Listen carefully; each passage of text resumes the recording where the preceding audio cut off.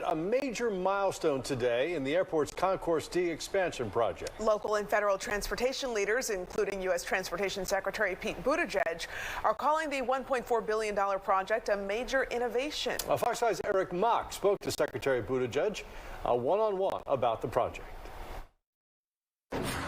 Well, think of this huge module as enormous Lego blocks. They're fitting them into place one at a time.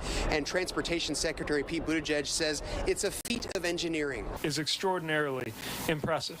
U.S. Transportation Secretary Pete Buttigieg singing Hartsfield-Jackson's and Atlanta's praises at Thursday's ceremony. Leaders gathered to celebrate the first module of the bigger and better Concourse D being put in place. As one of the oldest and narrowest concourses at the airport, it's needed a major upgrade for years.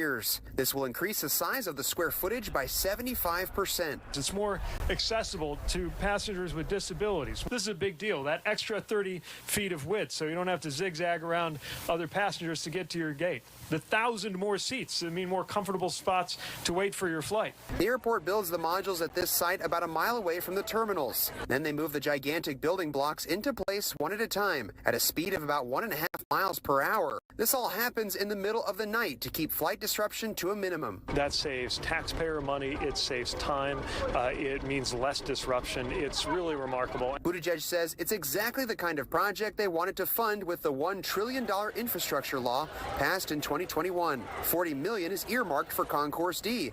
That may seem like a lot, but it's a fraction of the $1.4 billion price tag. I asked the secretary whether the funding from the new law was actually critical to the project or not. The $40 million, we think, made it possible to accelerate and advance this project, but certainly came alongside major contributions from Delta Airlines and other entities all teaming up. And while everyone celebrated, they also acknowledged this is just the first of many modules that they now have to move slowly and carefully into place. We got one down, we got 18 to go. I can't wait to see how it all continues. The construction crew plans to move another module into place each Tuesday. While that's going on, 8 gates at the current Concourse D are shut down for this first phase of the project.